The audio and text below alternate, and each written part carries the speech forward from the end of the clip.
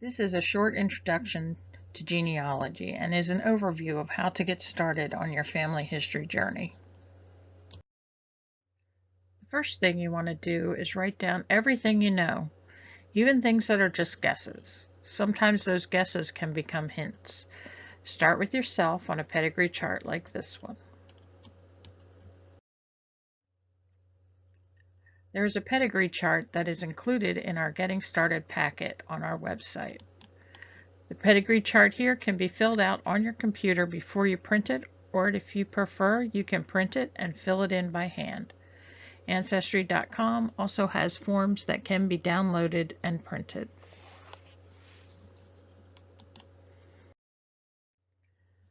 Order any records such as birth and death and marriage that are too recent to be online. Before you order any, you want to check and make sure they are not online.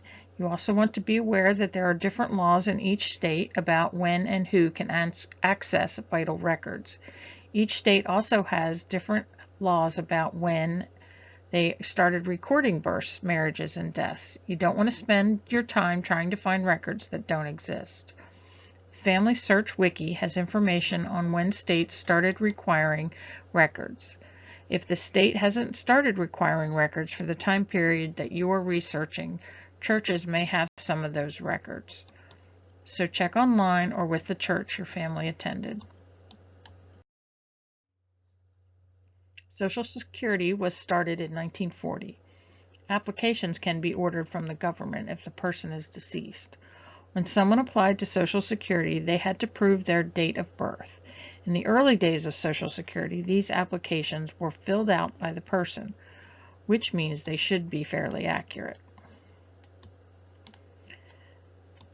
This is a copy of my husband's great-grandmother's Social Security application and is the only place her mother's maiden name is recorded. The next step is to interview your relatives. Be sure to interview the oldest members of your family, but interview everyone you can. Even the youngest may have some stories you haven't heard. You'll want to download several copies of the family group sheets and our starter pack. You should have these with you during your interviews, so you can fill in any blanks or make corrections to things right away. I would suggest recording the interviews either on a phone if you're in person, or if you're on a Zoom meeting, those can also be recorded onto your computer as well. Here are a few suggestions for interview questions. What is your full name? When and where were you born? Can you describe the house you grew up in? What are your parents' full names and when were they born? Do you remember your grandparents? Do you remember their house? Can you describe it? Did your family attend church? If so, what was the name of the church? How many generations back do you remember? What are their names? Do you remember anyone's occupation? Tell me about them. Do you remember any family stories? Who told you the stories? And can you tell them to me? These are just a few suggestions. Add in some of your own. If you need inspiration, Google family history interview questions. There are plenty of lists out there. Make sure you record all the answers and let them talk and tell stories if they wish. Be careful of trying to ask all your questions that you miss the stories. These recordings will be treasured by you and in the future, and the facts you learn will help you get started on your family history search. Paper forms like these can be very helpful when you're starting out. Or if you are interviewing someone, you can take them with you and fill in the blanks. They are also useful at libraries and archives. A research log will help you keep track of what records you've already looked at and where they were, so you don't go back to the same records. You will notice that paper starts to multiply rather quickly, so be sure to have an organization plan for the paper. This is when you may want to start putting your tree into a computer to help keep track of everything. Ancestry and Family Search are web-based and both have family tree options. You do not need a paid account on Ancestry to add your family tree, only to look at most of the records.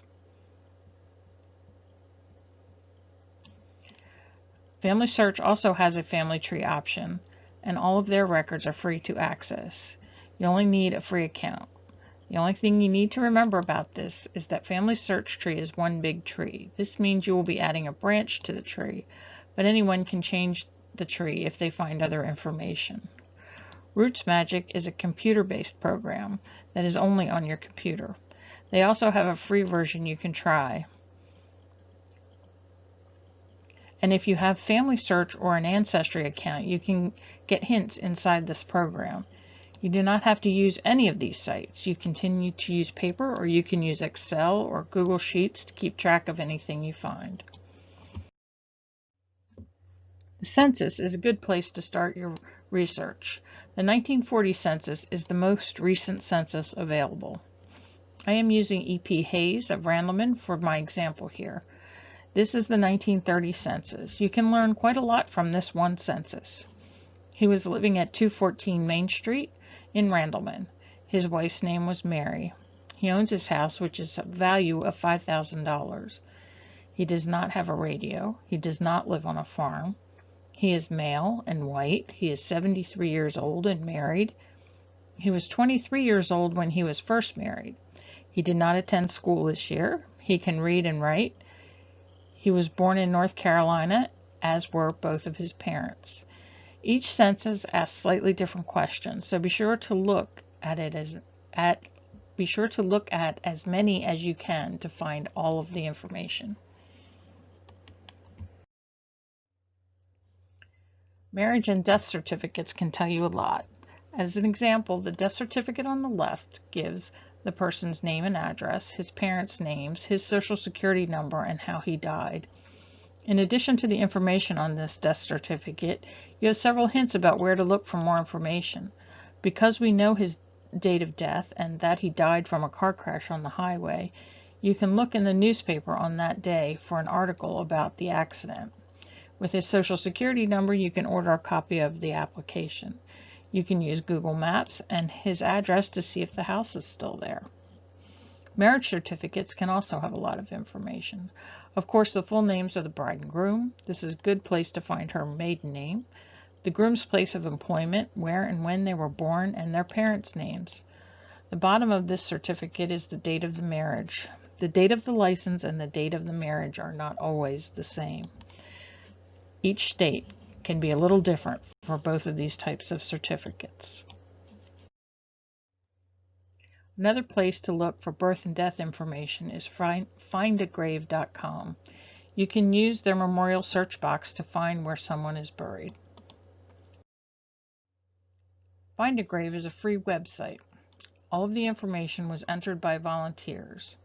Some have parents, siblings, and children listed, some do not.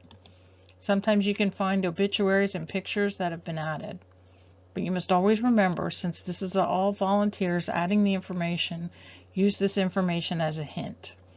But if there's a clear picture of the gravestone, birth and death dates should be accurate, and the place where they were living at the time of the death will generally be where the cemetery is. But remember, there are exceptions to every rule. When you're looking at a record, whether it is a death certificate or a Find a Grave memorial, be sure to write down all the information that it contains. Something that means nothing now may mean something later after you've found some other information. There are many places to search online. There are 4 big sites, but there are many more smaller sites, including your local libraries. Please check out our presentation showing what is available at the Randolph Room and on our website. The 4 big search sites have slightly different focuses. Ancestry, Find My Past, and My Heritage all have a paywall. You can use them all without a paid membership, but you cannot look at a lot of their records. Find My Past has a more European-based records and also has paid subscriptions. But they also have a pay for per document feature if you are only looking for that one particular document. Family Search is totally free. You can look at all of their records with a free account. When you can come into the library, you can access the Ancestry Library Edition from there. But there are other less traditional places to look: Google, eBay, and YouTube. People are always uploading movies to YouTube. Were your ancestors in a parade or even on the street when one went by? Search YouTube using hometown names. You can also upload things to your own YouTube channel. All you need is a Gmail account to have a YouTube channel. Then you can save videos you find into a playlist. This can be shared with family and friends. Google is where you find blogs and websites that may list your family. You can even set up a Google alert to let you know when anything new is posted. There is also Google Books, which is the place to find free books. eBay has many pictures, family Bibles, and histories for sale. I found a store receipt from when my great-grandfather was building a barn.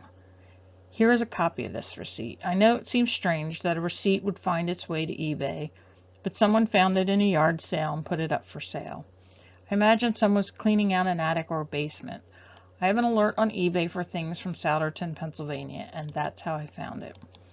The alert has been active for about 2 or 3 years, so this is not necessarily going to work right away, but you never know what you might find. There are also many Facebook groups, how-to groups, DNA groups, and groups trying to reunite pictures and other items to their families.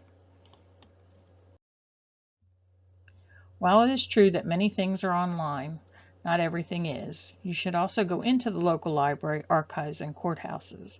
Although in Randolph County, the courthouse does not have the records. Land records, marriages, court cases, and wills are kept in the courthouses and in Randolph County at the Register of Deeds. Be sure to come into the Randolph Room in Asheboro. There are many things in the local library that can't be found online, including family files. These are family histories that have been donated by other researchers. The Randolph County Library website also has many historical pictures. Come in and browse or look online.